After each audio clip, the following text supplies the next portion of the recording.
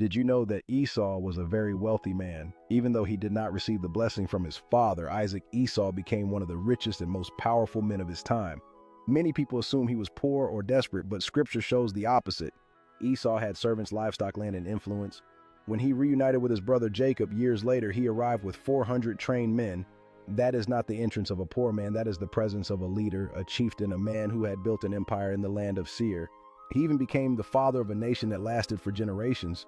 So why did such a wealthy and powerful man cry so bitterly when he lost the blessing? Because Esau understood something many have forgotten today. Material wealth means nothing without spiritual covering.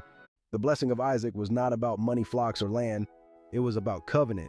It was the transfer of God's favor and promise, handed down from Abraham to Isaac and intended for the firstborn.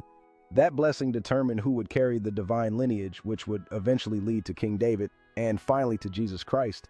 Esau had forfeited all of that long before the blessing was spoken.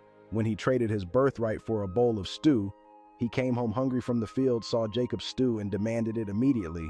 Jacob, seeing an opportunity, told him he could have it if he gave up his birthright. The birthright was priceless. It carried spiritual authority and inheritance.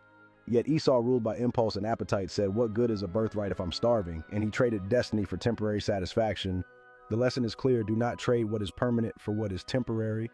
Do not sacrifice long-term blessing for short-term desire.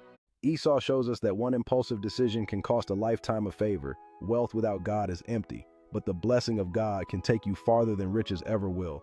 If you choose God's purpose over temporary pleasure, comment, "I refuse to trade my destiny."